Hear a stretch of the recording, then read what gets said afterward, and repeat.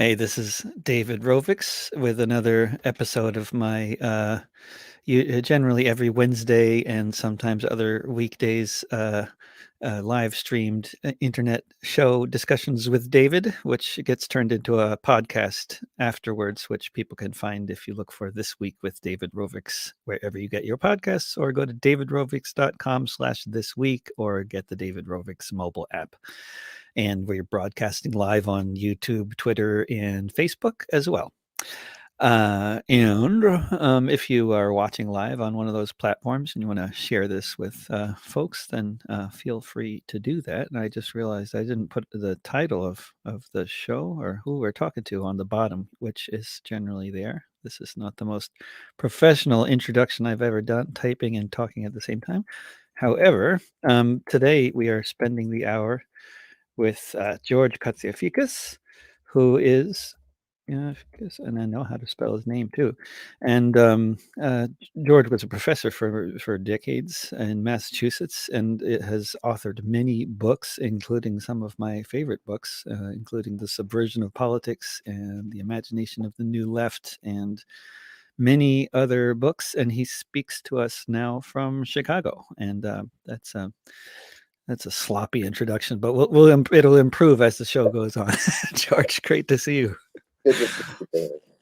And I I just well, I mean, I was of course I was intending to talk to you about books you wrote, but then recently things came up in terms of my my contacts in Greece who have been in touch with me lately. Some folks I know there about events taking place, which are very sort of event, big deal for a lot of people there, and I may be very difficult to put it into any kind of sensible context for much of the audience out there. But there is a man named Dimitris Koufantinas who's on I guess a month into a water-only hunger strike, and it's looking very bad for his prospects for survival. And I just wonder if I know you actually live part of the time in Athens, and which I only just learned moments ago. But I wonder if you have some thoughts for folks on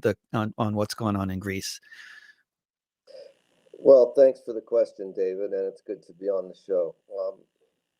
You know, the Greek penal justice system is, I think, unlike anywhere in the world, insofar as here's Koufantinas. How many murders was he convicted of? I forget, 14, something.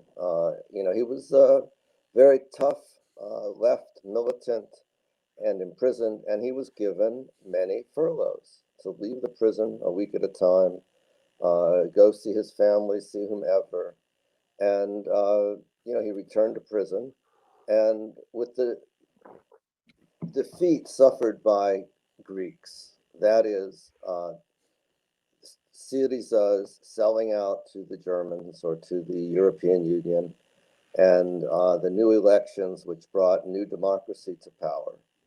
One of the effects, one of many ill effects, has been the end of the furlough program for people like Koufantinas.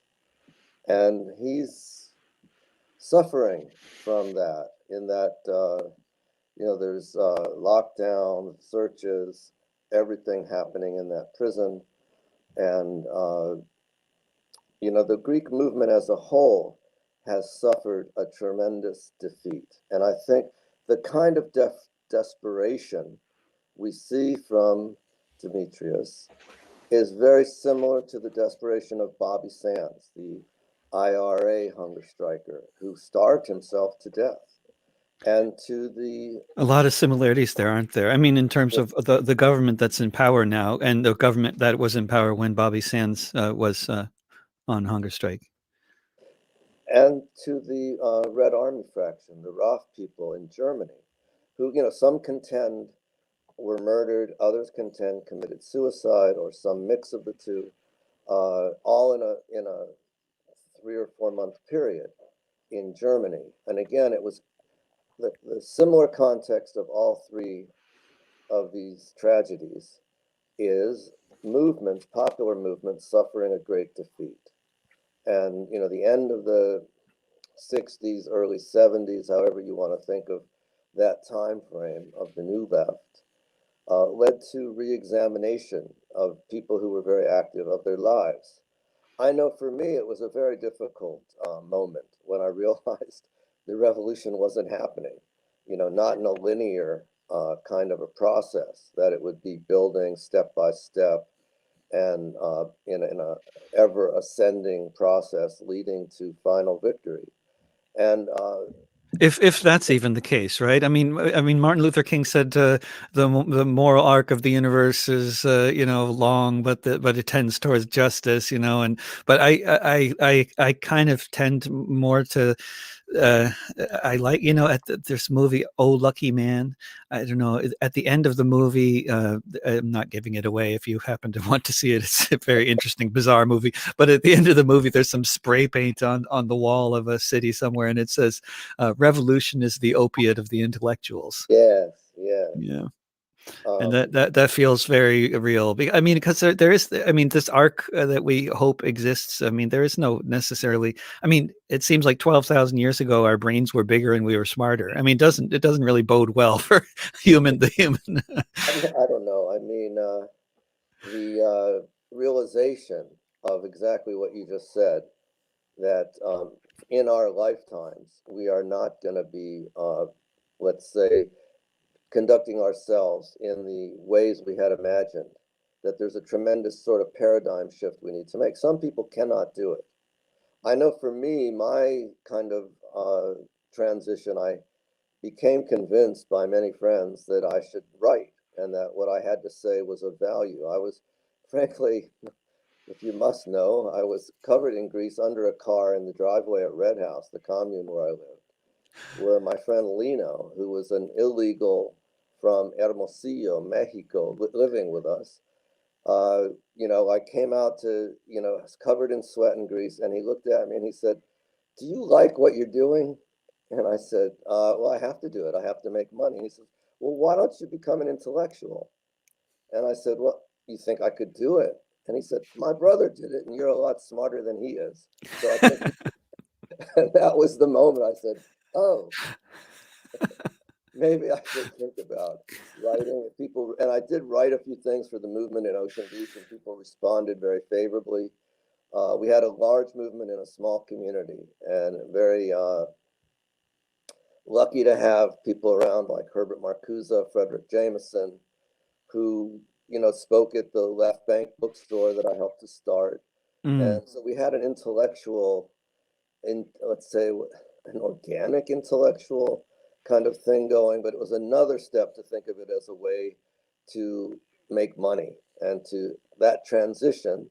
So I did, as you say, wrote the book on 1968, the global imagination of it, which resonated very well. Until that time, there had been no book that linked all these movements and said the important part of what happened was that internationally, everywhere, people thought we could make a revolution and bring And down I mean, imperialism. that's one of the things that was new for me in that book. That was such a mind blowing thing to consider. Was this whole idea that movements can spread that way? I mean, and then you wrote about the book. I mean, and it's been like, I don't know, probably 30 years since I read it, I guess, but I remember it very well. I mean, you wrote about how these different particular years in history, where something gets off the ground somewhere and the way it can spread. And I mean, and since I read that book, I've also, of course, come across this phenomenon that you wrote about in many different cases, historically. And I think 1848 is just an amazing year for that phenomenon of revolt just spreading around Europe and then beyond, around the globe in many instances. But that whole idea of that kind of organizing, if you can call it organizing, like the way that the idea spreads without necessarily uh, being spread by, with all that kind of intentionality. I mean, I think we saw some of that kind of phenomenon taking place with Occupy Wall Street. Would you say? But Absolutely. I mean, I call this phenomenon you're speaking to the eros effect. which, by the way, is also my website, And I eroseffect.com. was just going to tell people about that. It was just exploring that, which you were not using that term, I think, when you wrote the book Oh, I developed about that. it Were you? I developed it in that book. It was heavily criticized by academics and beloved by activists all over the world who I ran into and who had somehow heard about it. And so the buzz was good and the career implications not so good because obviously I'm Wow. celebrating, uprisings as a great form of joy and rationality, of reasonability. And the academy at that point, I think, was coming out of a very conservative tradition. But anyway, not just Occupy Wall Street. I believe that Can we make a little side note of what you just said and get back to that? Because I think that's a very relevant aspect to the whole discussion. But let's continue, please. But I wanted to talk about that I more see too. there's five waves since 1968. And it's very important to realize that these waves had major waves of grassroots activism had major international repercussions. The Five first waves, you'd say? five But waves after and 68, you're talking about in globally or in the U.S. or no, globally. globally? The first one is the disarmament movement, when the Hmm. US and the USSR each developed medium range nuclear missiles, and there could have been a nuclear war in Europe without the US or the Soviet Union being hit. And there was overnight millions of people in the streets of Paris, London, Rome, Bonn, all kinds of places. In New York, a million people marched. 1982. Yeah. Exactly, exactly. And that led to an end of the Cold War. It convinced Gorbachev that Germany was not going to invade Russia. And so he was able to get rid of the buffer states in Eastern Europe without fear. The second wave was the wave that I wrote about in a two-volume book, Asia's Unknown Uprisings. And after the historic Gwangju People's Uprising in 1980, something like a 20th century Paris Commune, in 6 years, in 9 places, 8 dictatorships were overthrown in East Asia. I'm talking about 5 different religions and dozens of different languages. Somehow people united in uprisings in a region where, most Western observers say, oh, they're not really into democracy. And yet these democratization movements, as I say, overthrew 8 dictatorships. Then comes the revolts, uprisings in the Soviet region, which were heavily influenced by China, which was heavily influenced by the Philippines, which was heavily influenced by South Korea and Gwangju.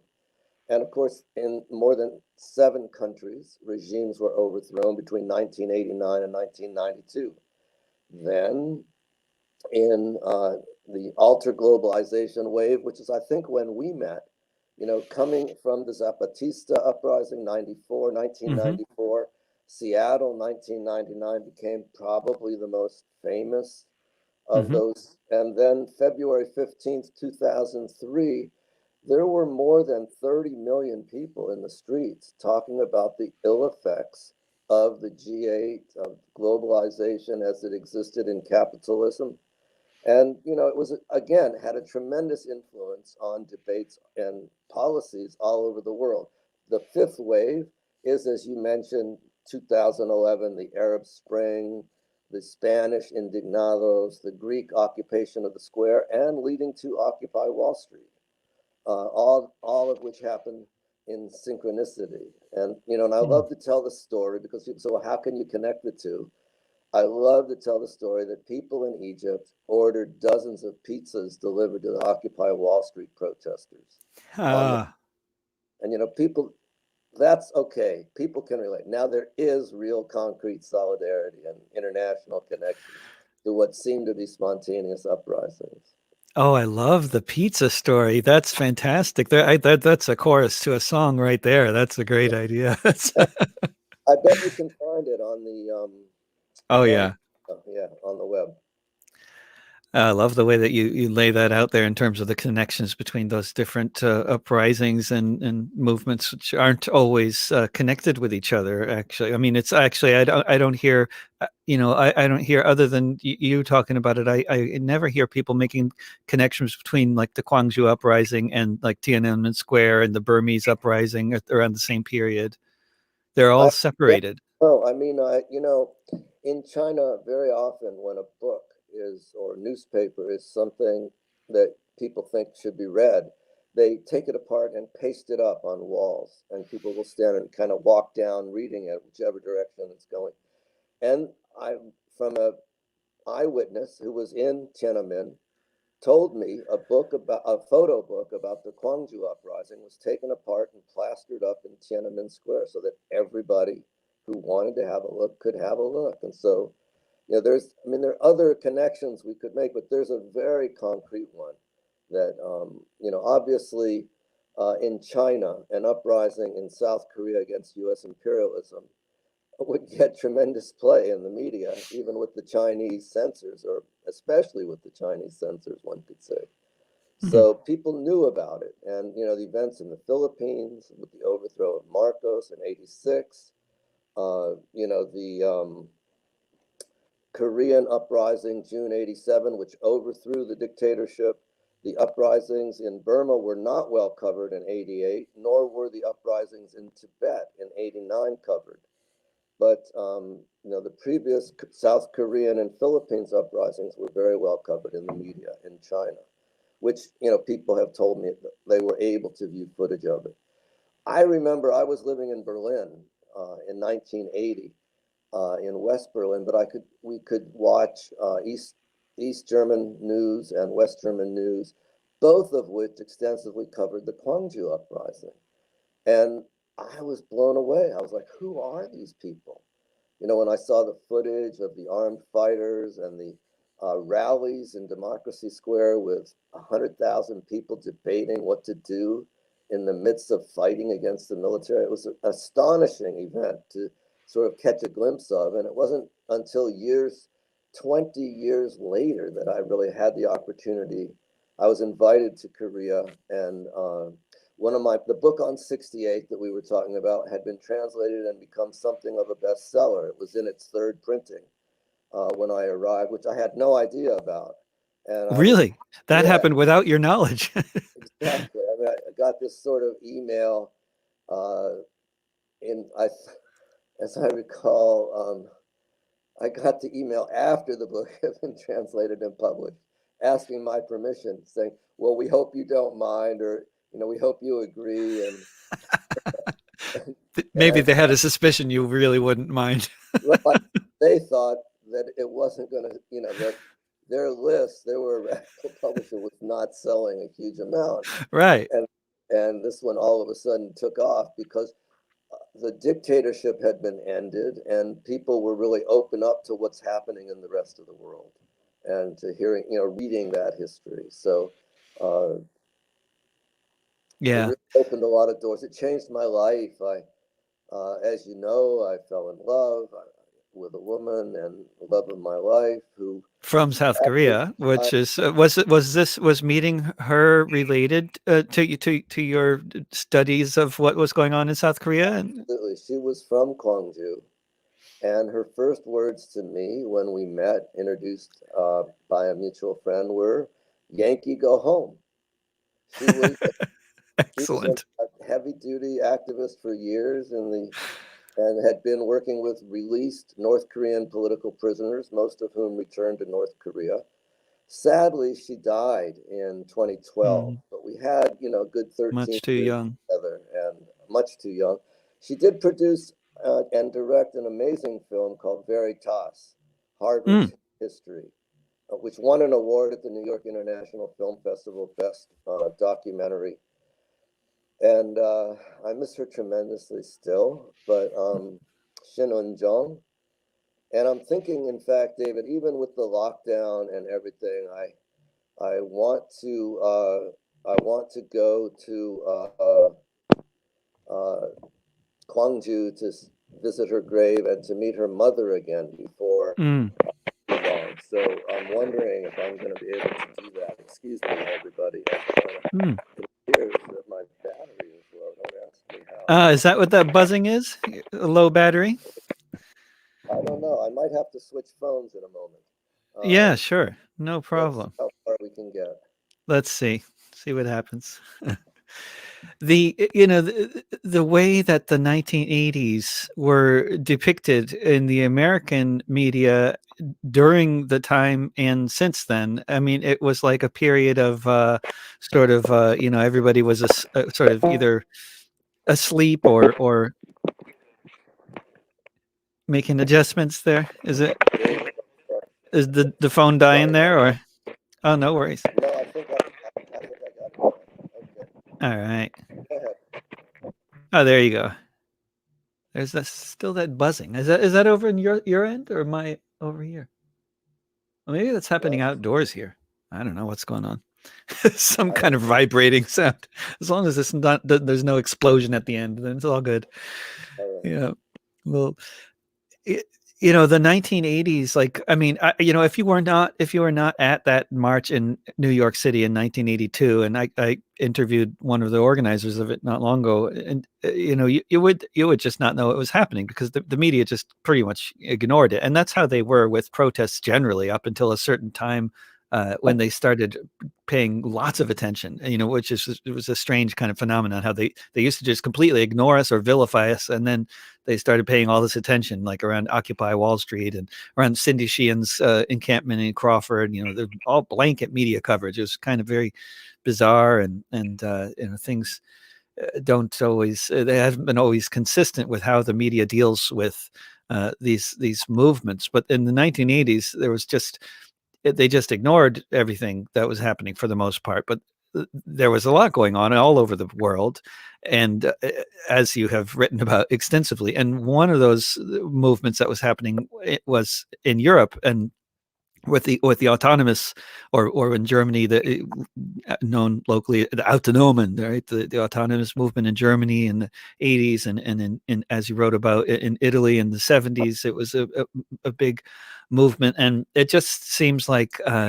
over the years since then, this movement has been so sort of ridiculed in so many ways, and made to look like some kind of an adolescent reaction to too much prosperity or something like that.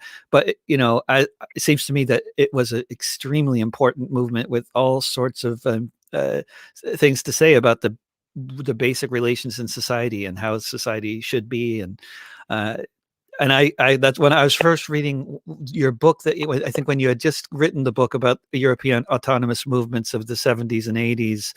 I was reading that book when I met a veteran of the Autonomen, a woman in Colorado, from Germany, and followed her back to Germany, and met lots of other sort of former, folks who are of the generation who were in the autonomous movement in the 1980s, and who were still living in places like Hafenstrasse, but were a bit older and often, having kids, and not quite as militant. And of course, there was less happening in terms of the autonomous movement at that particular moment that I was spending a lot of time in Germany. But anyway, it was.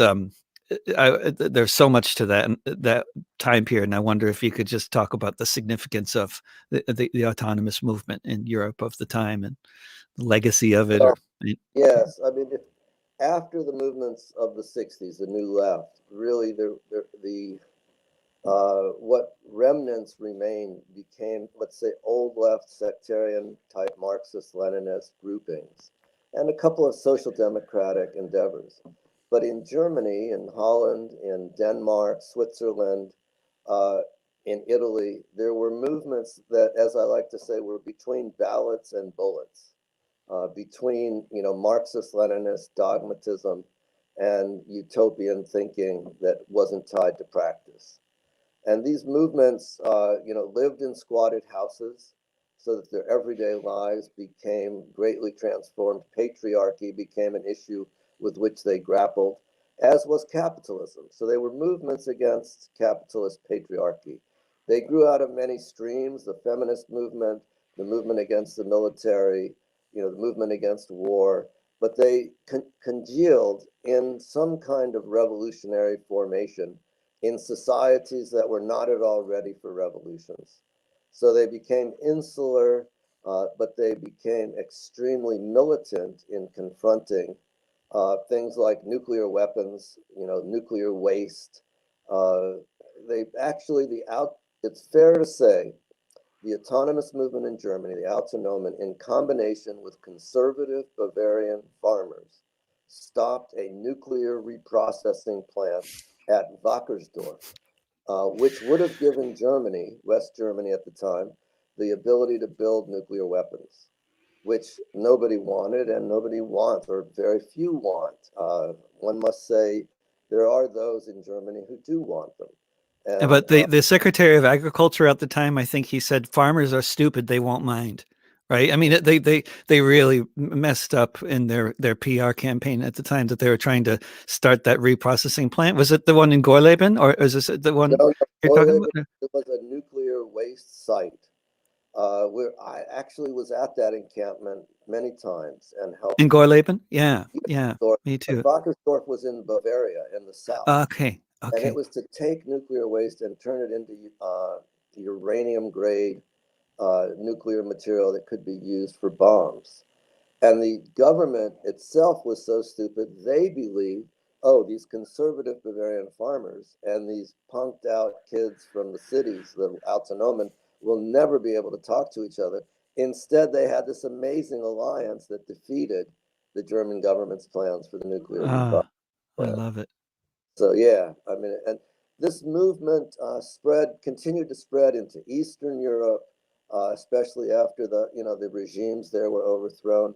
But even before, there were, people were aware of what was going on, and France, Spain, squatters movements, and I mean you know, Amsterdam sort of rose and fell, but you know, I think the legacy of these movements was to show the grammar of insurgencies, meaning outside political parties, solidarity with each other, direct democracy, and international understanding of events and movements.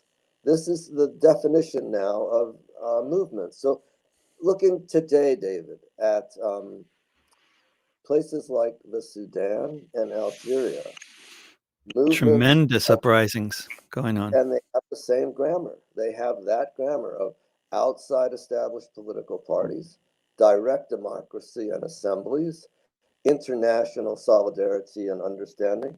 What I call the eros effect, that the movements arise from activity and not with a vanguard. Interestingly, unlike the expectations, let's say, of Marxist Leninists, the activated leadership of so many of these uprisings is not the working class, but it's what we could call professionals who uh, come into the leadership, like, for instance, in the Sudan. Medical professionals, academics, engineers become extremely important to these movements. The working class, and in my study of 10 places in Asia, in almost every one of them, the workers mobilized after the democratization movements had reached their peak. Then workers became activated because they had seen that it was possible to make major changes because of these democratization movements. So I think, the Autonoma were not a working class movement. Many of the people involved came out of the working class, but in terms of, people who had full-time jobs, these were not the Autonoma. They were marginalized, possibly you might say lumpen, although I don't like to use the terms from the 19th It's century. it doesn't work Uh, so well, right, with contemporary German society, right? If you were to use it, because when I think of the Autonomen that I've known, I mean, at least in places like Hamburg, I mean, you'd say that you could say they definitely come largely out of the middle class, with an educated background, but then they largely subsisted on survived on Germany's generous welfare state, and they were generally experts at navigating the German welfare state. But they were also working their asses off in so many different ways, keeping those squats going, building, so much construction, and then of course fighting the cops. I mean, it's a very busy life, you know. but I don't know how it would have worked without the German welfare state. I mean, it would have looked completely different. Like when I think of the autonomous types here, they're so much less healthy generally, and they're living out of dumpsters, and they're not getting a good balanced diet compared to Well, the Germans. interestingly, every Black Lives Matter chapter is autonomous. There is not a central committee. And so, as I say, what I call the grammar of insurgent movements applies, universally. I mean, as far as I can see, Sudan, It's Algeria, Black broad. Lives Matter, right? It's And like the how does the Black Panther? You wrote this wonderful collection of essays with edited with Kathleen Cleaver on the Black Panther Party, and I mean, it's interesting when you talk about the differences between the sort of the way the eros effect works and the way these ideas of what you basically anarchist principles of organizing and horizontal organizing, how they spread, whatever we want to, I mean, however we want to characterize these kind of horizontal organizing techniques, they spread.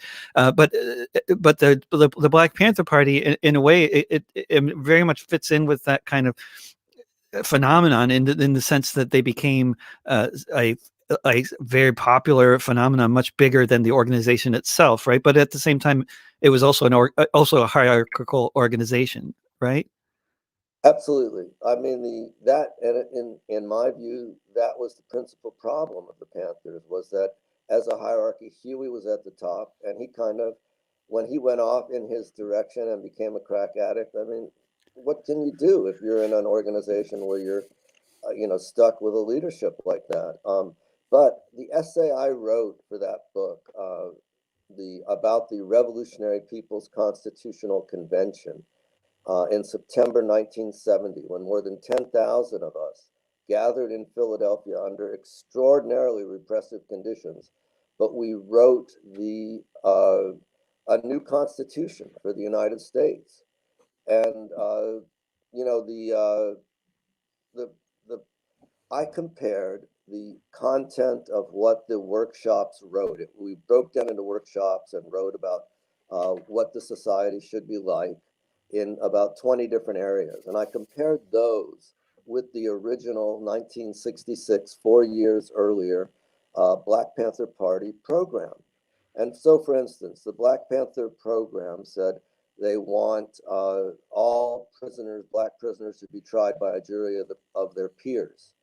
The People's Convention in 1970 talked about an end to prisons and the fact of rehabilitation through communities bringing back their loved ones and working with them to have lives. The Black Panthers program said no Black men should join any army except the Black Liberation Army.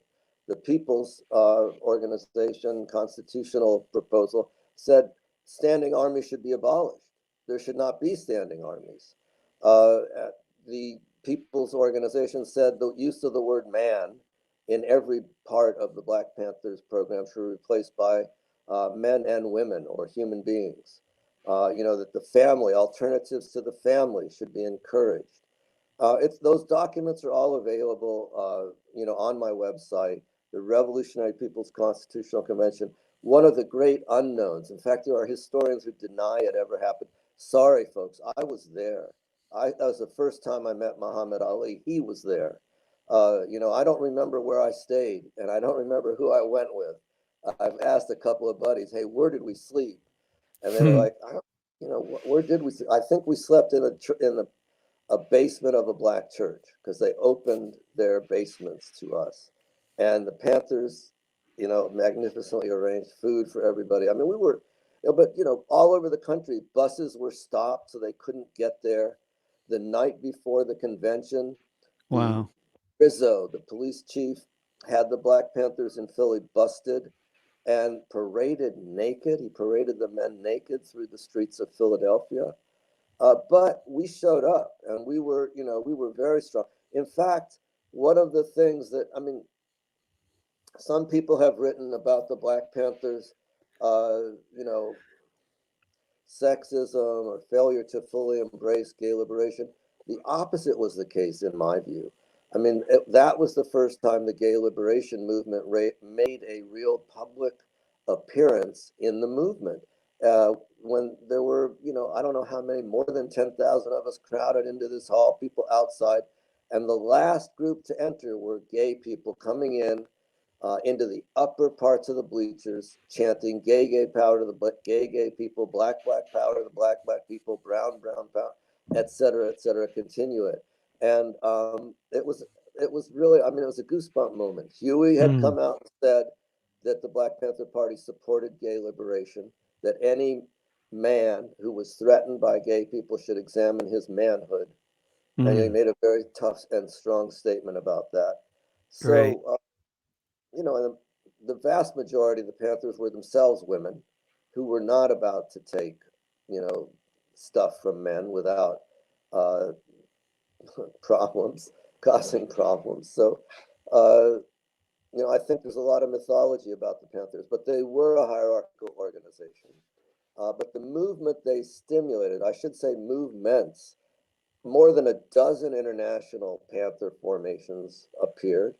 But even inside the United States, they led a rainbow coalition, which first began here in Chicago with Fred Hampton, helping radicalize Puerto Ricans, Latinos, even white Appalachians, and others in black street gangs in a rainbow coalition. But truly, in the United States, at the Revolutionary People's Constitutional Convention, there were brown berets, there were young lords, there were Iroquois, Asian American radicals.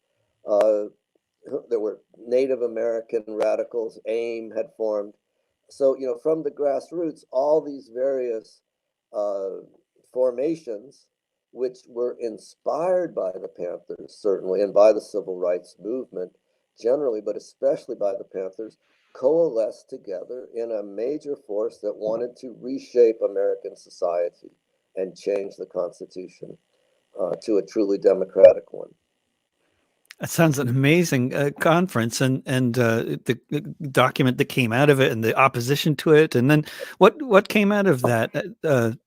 Well, that was the first conference in September, drafted the new Constitution, and we were supposed to ratify it 2 months later. And the FBI got any venue that agreed to hold us to cancel, including Howard University, which is where it was supposed to be. And pressure was applied, and people just, we couldn't get, whoever was doing the organizing couldn't get building space. Huey gave a speech in a black church and promised to continue with it, but between then and the split with Eldridge, something very severe happened. The party split, and Yeah, so the because yeah, the convention was this constitutional convention, was it largely an initiative of the Black Panther Party? Was that where they? an initiative specifically of Eldridge. Right. And his, because remember, Huey was in prison. Bobby Seale was on trial for his life in New Haven, Connecticut, and Hilliard had been to prison momentarily. David Hilliard momentarily, but he was the only member of the Central Committee who was not in exile, as Eldridge was, or in prison, or dead. And as sincere a person as he is, I think, one person could not hold together the movement. And No. he and his brother actually, according to many accounts, really were trying to use force instead of consensus to guide the party forward. And it led to, a real failure in leadership. In fact, Huey got out of prison a few days before the revolutionary, uh, you know, what, about 40 days before? No, how many days? I'm forgetting. Anyway, we all were disappointed with him because as a public speaker, he lacked the charisma that he had as a fighter against the police and a theoretician writing. And I think Huey was disappointed in our disappointment. If you read Hilliard's book, he and Huey said, "Oh, forget about Eldridge's constitutional convention. Let's go party." And they went off somewhere in Philadelphia and partied after Huey's talk.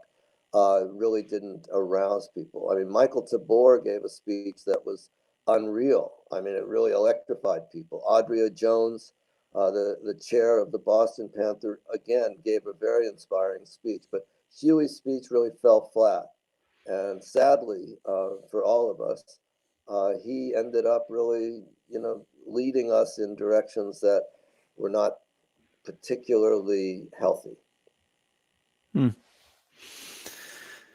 Yeah, and then it's when I as I hear when I hear you talking about the kinds of repression that the FBI was meting out on the Black Panthers, it's just as somebody reading various articles that people write about different things, it's just so many parallels between the FBI's campaign against the IWW, in the 19 teens, that when they just were constantly arresting people for trumped up charges just to get everybody involved with prison defense and trials and all these, because it's just constant, and not to mention, of course, hanging people under bridges and executing them and that sort of thing.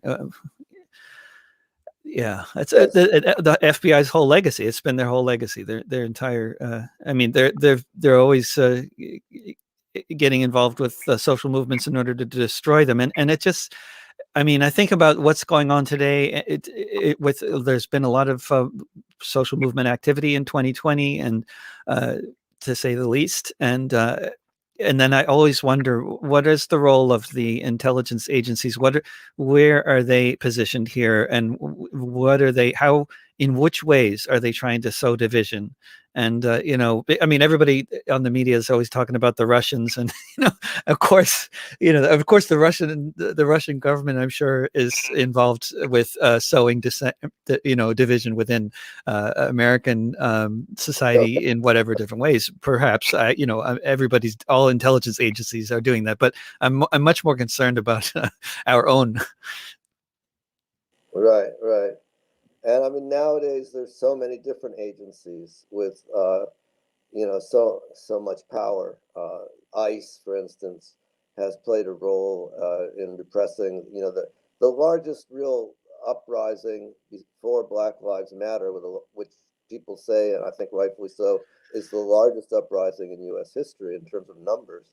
But it was around immigrant rights. You remember in L.A. In 2006, it was amazing. I mean, everywhere. I mean, yeah, the numbers were absolutely staggering, and it was so barely reported. But and then of course people on the left, unless they were there and really paying close attention, they missed it. So people talk about the biggest demo since such and such, and hardly anybody mentions 2006. But I was living in Houston, which is like 40% Latino, so you definitely did not miss 2006 when those protests were happening. Anyway, yeah, I interrupted you. I think. Did you? I think I'm not sure. I think, This is what I see. I shouldn't expect my guests to be able to well, remember their train of thought when I do that sort of thing. I should be able to remind them where we were at. But just yeah. thinking, you said let's make a note of Greece. I thought you meant Greece Oh, and return to Oh, it. I wanted to make a note of your experiences with academia after talking about the Eros effect. I think that's where I was half an hour ago, where I was thinking I I wanted to think get this back is to that. far But more is it? interesting, if I may say so. I mean, academic politics. I mean, I could tell some stories, but It's also related though, and how much do we know how much it's related? I mean, look, I mean, as a performer doing this kind of stuff, as a college professor, we're in the same boat in so many ways. At the rumor mill, I mean, you come up with some theory, or you write some uh, piece, and then people take it out of context, and you don't know if it's agents doing it, or if it's just people with bad intentions, or people with political disagreements. But I wonder what reflections you have on your experiences with intelligence agencies and provocateurs. oh, well, I mean, I'm sorry if We that's going in a totally live different direction. Happy to talk about Greece too, but radicalized very kind of overnight by being asked to serve on a blue ribbon panel at MIT to investigate the special laboratories and those days $100 million worth of war research they were doing. And I was the only undergraduate. There were 3 graduate students, but there were more Nobel Prize winners than that. And Chomsky was on it. We had daily transcripts. We went to the Pentagon, met Fulbright, met, the people from DARPA, and blah, blah, blah. And with that information, I came to the conclusion that the war research should be stopped, and basically joined in the radical movement at MIT to try to stop it. Ended up graduating from prison. I was put in prison by MIT.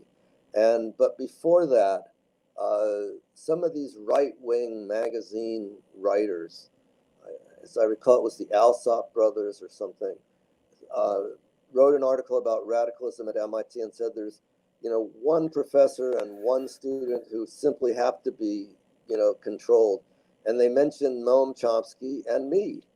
And so the FBI, stupid as they are, read this article in Newsweek or whatever and said, put me on the shit list, if I may say that. And so yeah. from then on, from very early on, I was on the list. And, we now know I was on the New Left Extremist Priority 1 ADEX, which meant in the event of a national emergency, I would have been rounded up. But the point is, I How mean, did I you had to, find that out? Was it COINTELPRO? Was it uh, yeah, the FBI raid, a raid on the office in Pennsylvania that no, produced that information? Or that was earlier. No, this was, uh, some of us filed a suit against Richard Nixon. The ACLU sponsored it because they actually discussed a plan to kidnap us and kill us in Mexico because we were organizing against the Republican National Convention in 1972. Our house was shot up. Paula Tharp was wounded. My car was firebombed by a Mormon FBI funded group called the Secret Army Organization.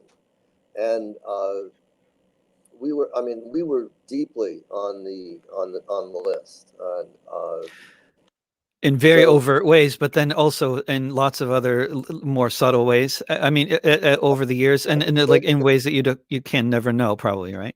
Well, the thing that really irks me a lot to this day is they visited my grandmother Mm. and told her they were going to deport her Ah, back to. She was born in she would say Constantinople, Istanbul, and that they were going to send her back, as they put it, and of course, uh, terrified her. And this is my grandmother living alone on the East Coast. And, she spoke Arabic, Turkish, Greek, English, and French. She went to the French school in Istanbul. And wow. that was one of the things that really upset me the most. I mean, MIT ended up putting my mother in prison because she spoke up at the trial and said, my son is not a criminal in Greek to the judge who was Greek. And he ordered her arrested and put in the Charles Street prison in Boston for 10 days. And I mean, so, they didn't just go after me, they went after my family. And it was very difficult because, my father, a career military man, actually sided with the FBI and the authorities. So even when they busted my apartment in Cambridge after I came out of prison, they took all my stuff, but my father went down to the police station and insisted they give him his medals back. He had won the Distinguished Service Cross, the 2 Purple Crosses, the Bronze Star, Silver Star, and framed them and given them to me. And the FBI had stolen them because he asked me when I got out of prison that time, where are my medals? And I said, the police took them.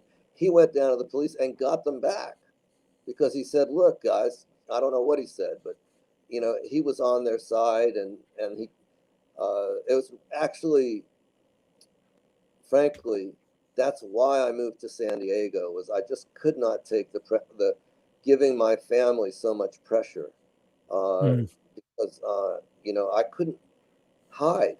I mean, when I got busted once, it was in the media, and I mean many times, but I mean once in particular, I called my mom to wish her happy birthday, and she said, "Why are you calling me from prison, from jail?" And I said, "Mom, I'm not in jail." She said, "Yes, you are. I saw it on the news." And I said, "Well, I was called to say happy birthday." You know, I mean, she went on to become an activist in her own right, was elected 3 times to the New Hampshire House of Representatives, sponsored the Mm. nuclear freeze and Wow. the spousal rape amendment, which made rape among married people a crime, Great. and, feminist study groups, et cetera, et cetera. But the pressure on my family, I remember, okay, look, I don't know how we got on this topic. Once we were busted, the Juche bust, it was called. We were Panther Defense people. They battered down the door, came in looking like the French Connection, if you remember the bust with the overcoats and the badges and the machine guns. And Ellis, this cop who had lost part of his nose in the riot for Bobby Seale I had helped Mm. organize, came in with a Thompson submachine gun, put it in my cheek, and said, "Move, and I'm going to blow your head off, Katsiaficas." What went through my mind at that moment? Mm. Fear? No. It was, oh my God, my poor mother. If this guy blows my head off, will she ever recover from this?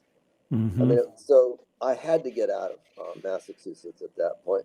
But little did I know that at the other end of the country in San Diego, it would be even more intense in terms of what happened. Then you moved there, and that was around the time that Pete Boehmer's house got shot That was the by. same house. It was our collective house. Yeah. Oh, you lived there too. Well, Sorry, all I don't know all why that's of funny. one shot. Yeah. No, I don't know of other groups that were shot up like we were. Right. No, that would have been the same, I guess. Yeah, it was an What about OCD. the same? At the same time, the FBI was engaging in the most unbelievable kind of, I guess, like the kind of stuff that you just couldn't believe until you actually see that it was real, like writing love letters that were not real, pretending to be somebody else in order to create divisions in the Black Panther Party. But I know they were doing that with within your circles as well. I mean, not not that with throughout the left, with the SDS, the anti-war movement, Black Panther So Party, whatever, right? we were the group at where we lived in our house, 11 people in a 3 bedroom. And every Friday night we would get high and talk about what we had done that week and what we wanted to do the next week and what days. I think we had 3 cars among us. What days people needed cars to go to meetings. We were published in the community newspaper, the Ocean Beach Rec. We helped start a food co-op. We helped start the San Diego Convention Coalition. We spied on some of the liberal groups that were trying to take over the anti-convention stuff. So we were real organizers. Up the street from us, there was a group of people called MDM, Movement for a Democratic Military. They were Marxist Leninists. We were friendly, but they made fun of us to our faces. They said, "You people smoke pot. You're not serious revolutionaries," blah, blah, blah. But the fact is, the FBI stole a handgun from their house, and that was the gun used to shoot Paula Tharp at our house. So going forward, if they had succeeded, which they did not, because I could talk about it later, but you see what I'm saying. So they not Wow, only, they were trying to create that's a right, war between you guys, basically. that's right, Yeah, and they would have had evidence, right? They would have had the gun. They would have matched forensic evidence. right. There was I mean, the gun, the Mormon shooter, what was his name? I forget. George Hoover.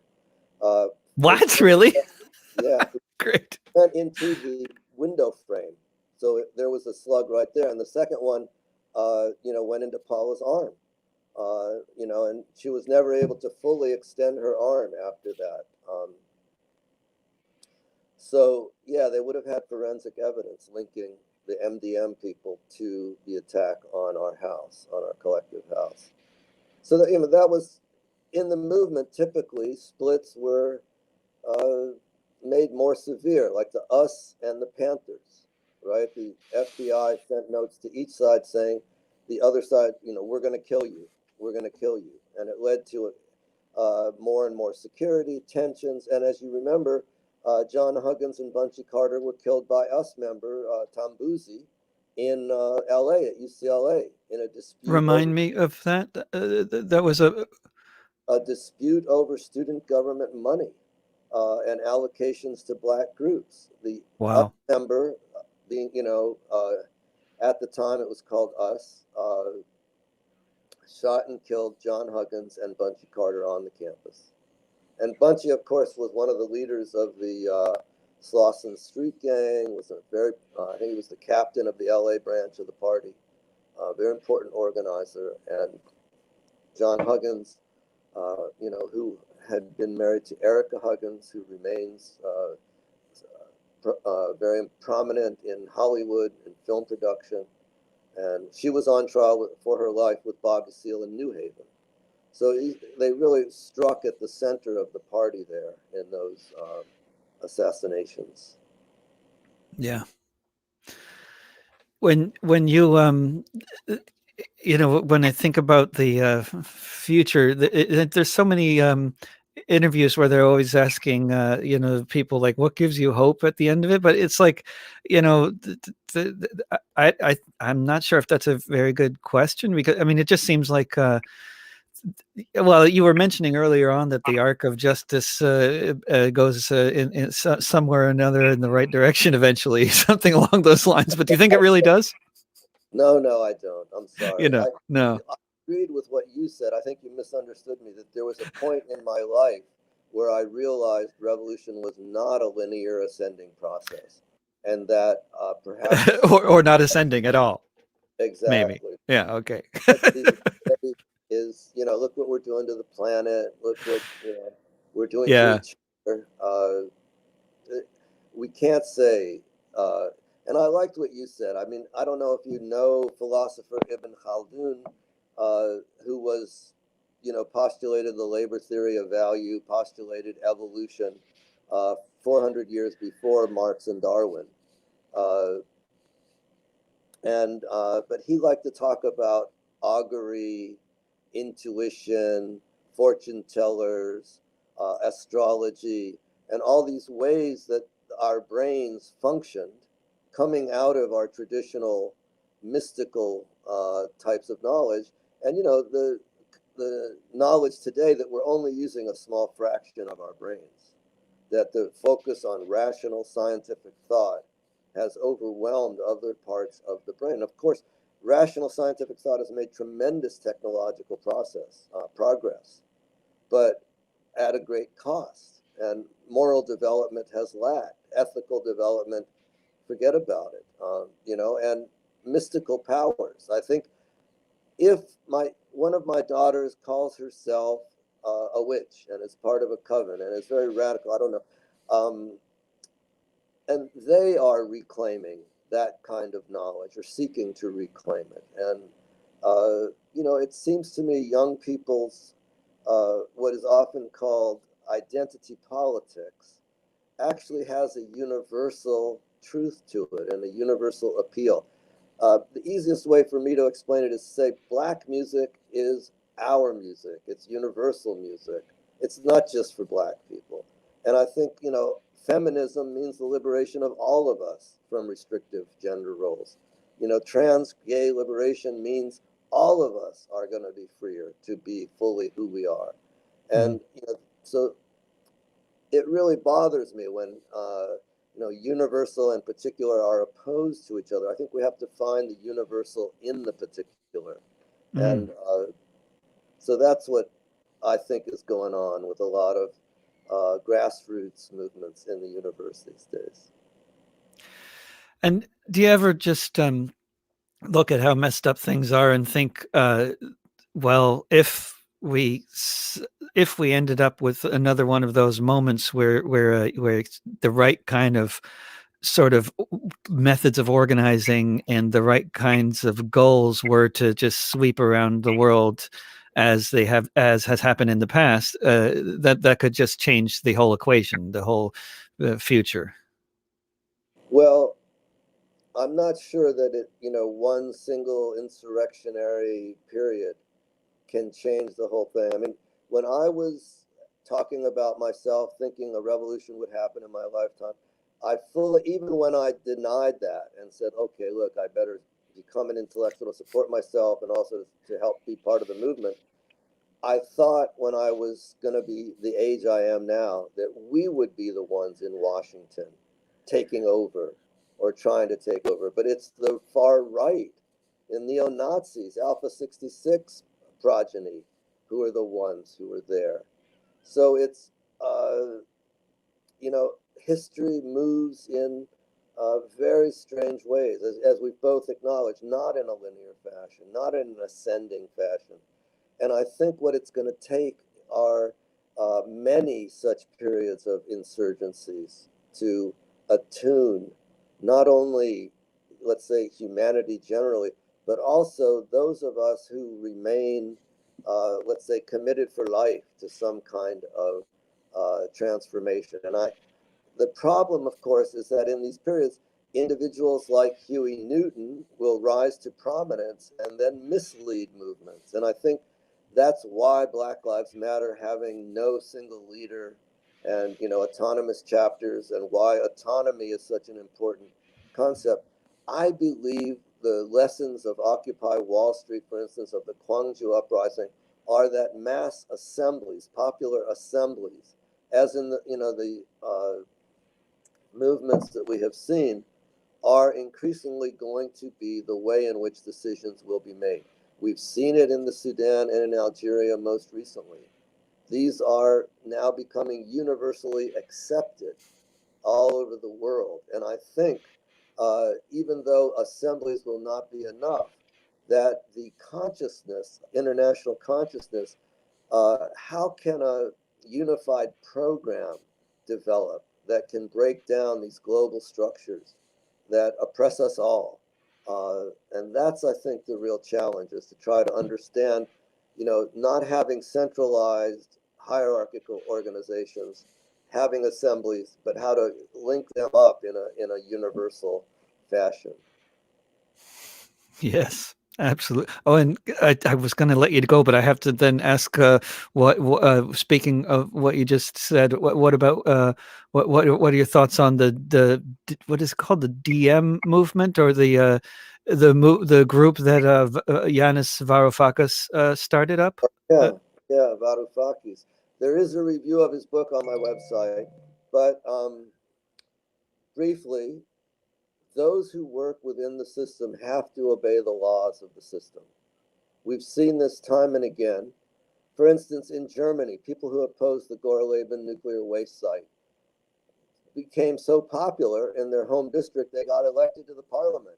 One of them became the interior minister of the state in which Gorleben was located.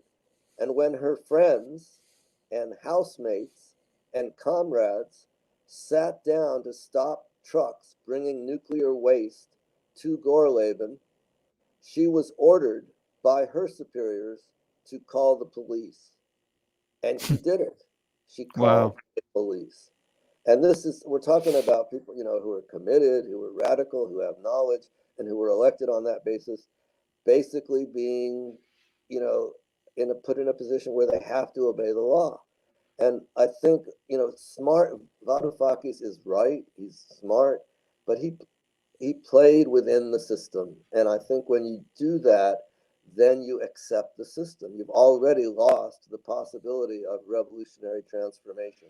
I think, like, much as I love and respect Bernie Sanders, you know, AOC, all of the sort of very progressive elements within the Democratic Party, that ain't the socialism that I was, you know, hoping for or believe in. You know, let's forgive all the student loans. Great. Let's do a Green New Deal. Fabulous. But that still ain't freedom. That's still not a free society. That's still not a socialism worthy of the name, in my opinion. Here, here. Thank you so much, George. This has been absolutely fascinating, and I think other It's people will agree as well. great to connect again, David. And Yeah, great talking to you. I hope, Yeah. okay. See you around, I hope. All right. Ciao. Ciao. And thanks for tuning in to this discussion with George Katsiaficas. And check out eroseffect.com, where you can find all of his books and a lot of other information on there. And you can find this discussion archived if you go to youtube.com/drovics and then look for the Discussions with David playlist or This Week with David Rovics playlist, which you can also find if in audio form if you look for This Week with David Rovics, wherever you get your podcasts, Spotify, iTunes, wherever, or go to davidrovics.com/thisweek or get the David Rovics mobile app. And I will be back on Friday doing another interview with Laurel Krauss, actually. And I'll just let you find out who Laurel Krauss is. If you don't know who Laurel Krauss is, it's a common name. I'll give you a little hint. Her sister's name is Allison, but she's not a musician. Okay, and I will just sign off for now. And remember, mutual aid will get us through. Trust your neighbors. Talk to you soon. Bye for now.